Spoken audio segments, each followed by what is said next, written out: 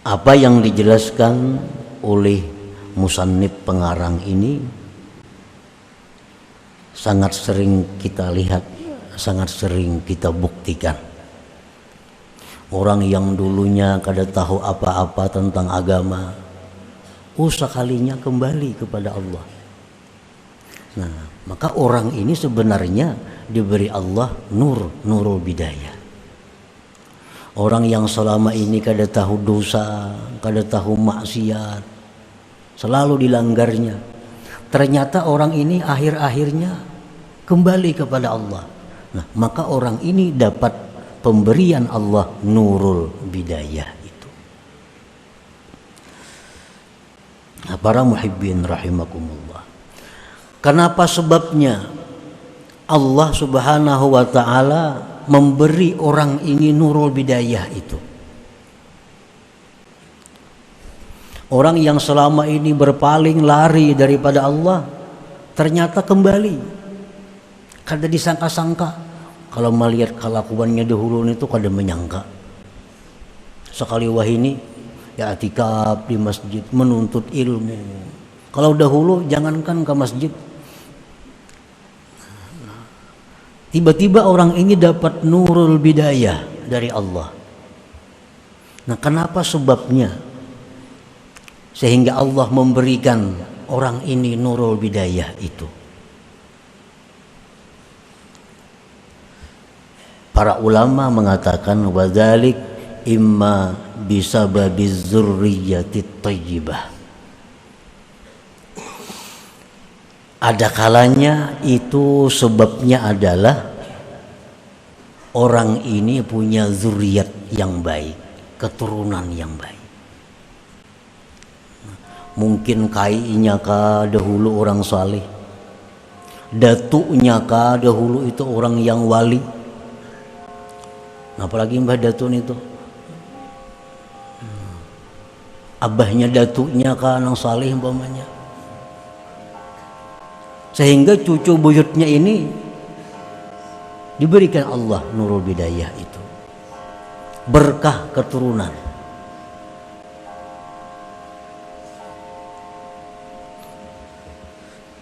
Allah Subhanahu wa ta'ala di dalam surat Al-Kahfi ada menceritakan tentang demikian itu. Dan Rasulullah sallallahu alaihi wasallam bersabda, "Innallah yahfadzus salihah bi sab'atin min dzurriyyatihi."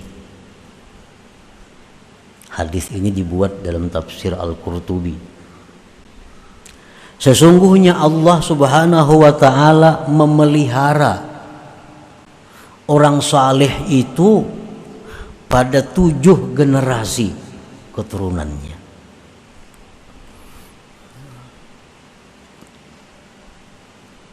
Nah, jadi berkat keturunan itu, berkat nenek moyang bahari itu, bisa cucunya yang selama ini berpaling lari dari Allah dapat nurul bidayah. Ini akhirnya kembali taat, kembali patuh kepada Allah Subhanahu wa ta'ala. Au kasratis sadaqah, sebabnya, atau orang ini banyak sedekah. Orangnya ini sembahyang, kada tapian sembahyang. Perbuatan maksiat komplit ulang semuaan dilakukannya. Tapi orang ini ada sebuting bagusnya ketujuh bersedekah. Nah, ini ketujuh bersedekah. Padahal amun pekerjaannya, gawiannya kada kawa dilihat. Cuma orang ini pemurah. Nah, berkat pemurahnya itu orang ini di akhir-akhirnya bisa diberi Allah nurul bidayah, sehingga dia begitu akhir-akhirnya kembali kepada Allah Subhanahu wa ta'ala sesudah sekian lama menjauh dan lari daripada Allah. Rasulullah sallallahu alaihi wasallam bersabda, tajapau an dzambis sakhi fa innallaha akhidun biyadihi kulla ma'asar. Ujar Nabi kita, merengganglah kalian daripada dosa orang pemurah. Artinya kalau orang tuh pemurah berbuat dosa jangan dituruti, jangan hendak dituruti. Karena orang pemurah itu Allah yang memegang tangannya. Sewaktu-waktu Allah bisa mengangkat dia dari ketergelincirannya itu. Jadi kalau ada orang pemurah berbuat dosa, menjauhlah kamu. Jangan dikritik, jangan disambati, apalagi dituruti. Karena orang pemurah ini mudah dan cepat ditarik oleh Allah kembali ke jalan yang benar.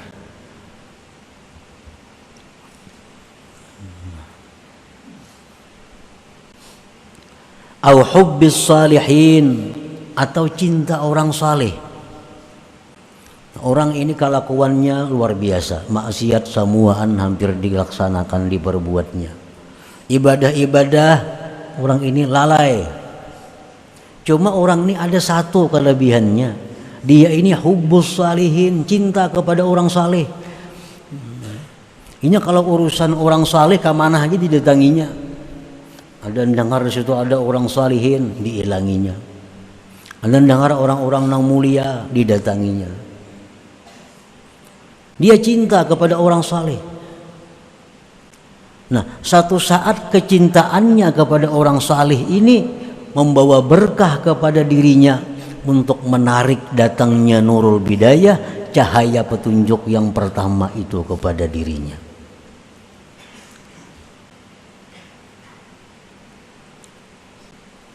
Orangnya sembahyang gin kada, sembahyang kada, puasa kada. Tapi kalau orang saleh maka menyuruhinya kemana aja hakun. Di mana ada orang saleh kuburnya didatanginya. Nah ini orang berkat kecintaannya kepada orang saleh itu mengundang nurul bidayah datang kepada dirinya itu.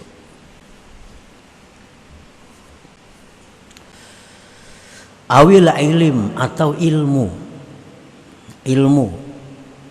Orangnya sekolah pesantren tamat, kitab bisa membaca, orangnya alim, tapi nya kada kau mengamalkan ilmu. Sembahyang aja mbahnu sembahyang banu kada, menipu orang mau juga, padahal orangnya alim nih. Nah satu saat berkat ilmu yang ada pada dirinya itu bisa mengundang datangnya nurul bidayah kepada dirinya.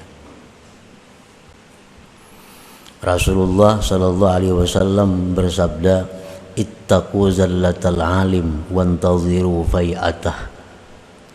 Ujar Nabi, takutilah ketergelinciran orang alim itu. Kalau orang alim tuh ada berbuat dosa, orang alim ada berbuat salah, hati-hati. Nah, tunggu kita kembali aja kepada jalan yang benar berkat ilmu yang ada pada dirinya itu. Karena orang alim ini bagaimanapun alimnya kada ada jaminan kada berbuat dosa. Yang dijamin kada berbuat dosa itu hanya para anbiya, para rasulullah, orang-orang yang maksumin. Dan jangan aneh kalau ada orang berbuat dosa. Dosa apapun yang dilakukan seseorang, jangan kita takjub, jangan aneh. Nya minum arak tadi, mbah minum araknya bezina, mbah bezina bunuh orang pulang, mbah itu mati. Nah, jangan aneh. Kenapa sebabnya jangan aneh? Karena kullu bani Adam ini khata. Tiap-tiap manusia itu berbuat salah. Jangan kita merasa heran orang-orang berbuat dosa. Tapi yang kita aneh, yang kita heran itu adalah orang yang berbuat dosa tapi tidak tobat kepada Allah. Nah ini aneh ngarannya. Dan Nabi kita mengatakan wa khairul khatta'in, sebaik-baik orang yang berbuat dosa adalah orang-orang yang kembali kepada Allah Subhanahu wa taala.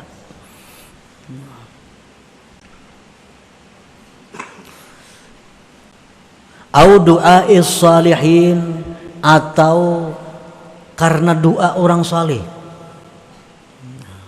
Karena doa orang saleh. Nah, ini orang ini maksiat sudah luar biasa. Cuma nang kuitan nang abah ini rajin. Ada orang saleh nah doakan anak ulun si anu ngarannya. Ada terdengar orang saleh doakan anak ulun si anu kalakuannya kada kawa diurus. Ada terdengar orang saleh nang abah ni kasih tu kamari mintakan banyu, minta doakan kepada orang saleh. Nah, akhirnya ini bisa mendatangkan nurul hidayah, nurul bidayah kepada orang tersebut.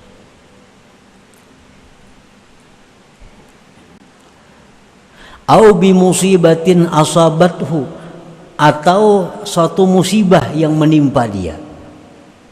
Ini orang nih kelakuannya macam-macam maksiat, dapat musibah, hartanya habis, awak dulu sihat garing. Nah, bisa sadar orang ini. Nah, bisa dia sadar, datang nurul bidayah kepadanya, maka dia tobat dan kembali kepada Allah. Nah, para muhibbin rahimakumullah.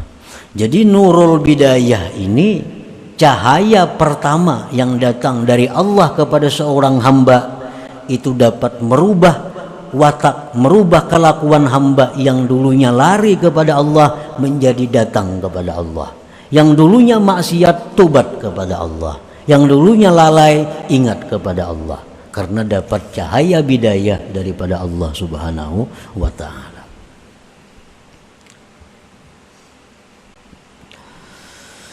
Aurada alaika nural wasatiyah litakuna bihi mustaghilan bidzikrihi ta'ala mustaghilan bil a'malis salihat mu'tamidan 'ala Allah muhibban lahu.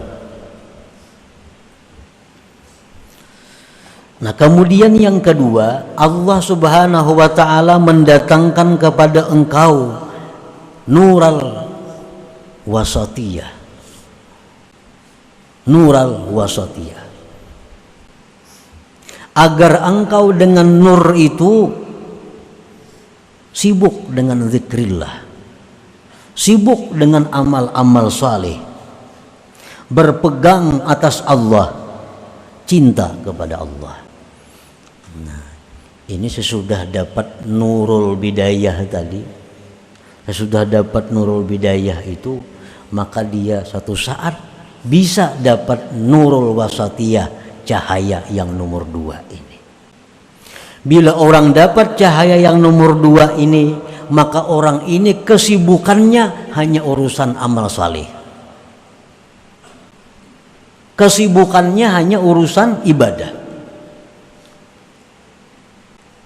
Waktunya artinya habis untuk ibadah. Ini kalau sudah orang dapat nurul wasatiyah ini. Kada sibuk urusan duniawi, kada sibuk urusan perdagangan, kada sibuk urusan pertanian, kada ada. Sibuknya orang ini hanya ibadah. Nah, ini sudah lebih tinggi daripada yang pertama tadi.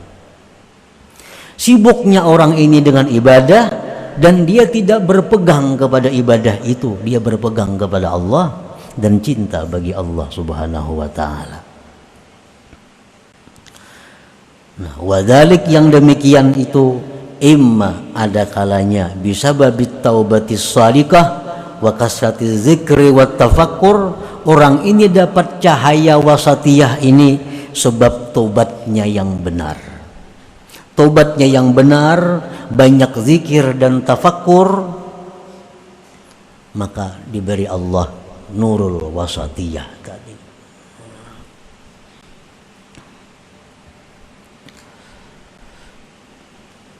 Yang pertama tadi nurul bidayah datang kepada orang, maka selama ininya maksiat, lalu ingat tobat, bujur-bujur tobat, kada separuh tobatnya tuh. Nah, tobatnya tobat yang menyeluruh, tobat yang benar. Maka berkat dia tobat yang benar itu, berkat inya banyak zikir, banyak tafakur, maka orang ini diberi Allah lagi nur yang kedua. Maka dengan nur yang kedua itu dia menjadi orang yang sibuk dengan ibadah, cinta kepada Allah dan berpegang kepada Allah.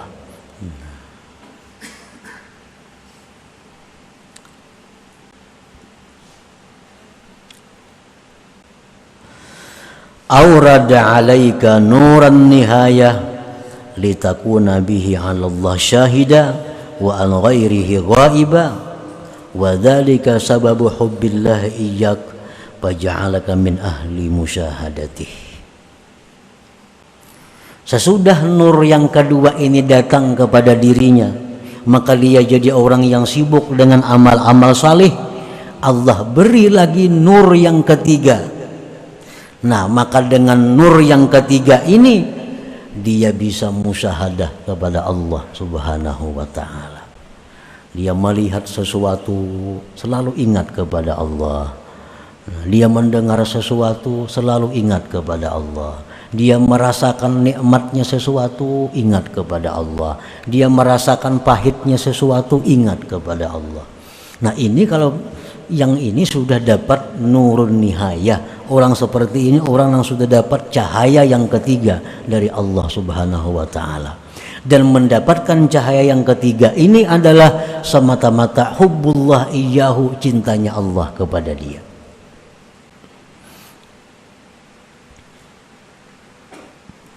Nah, para muhibbin rahimakumullah. Jadi artinya ada 3 tahapan cahaya yang diberikan Allah secara umum. Secara umum ada 3 tahapan. Yang pertama nurul bidayah, dan ini kita dituntut untuk berusaha mendapatkan ini. Caranya adalah seperti tadi, jadilah orang pemurah, cintalah kepada orang salihin, tuntutlah ilmu, dapatkan doa-doa orang salih, sabar ridha menghadapi musibah. Nah, itu mengundang datangnya nurul bidayah ini. Nah, sesudah itu yang kedua datang nurul wasatiyah.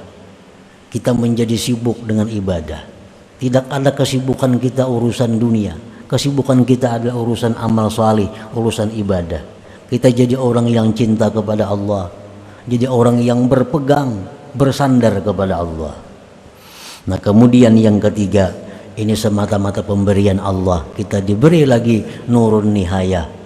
Kita bisa merasakan adanya Allah Subhanahu wa ta'ala pada segala macam sesuatu itu.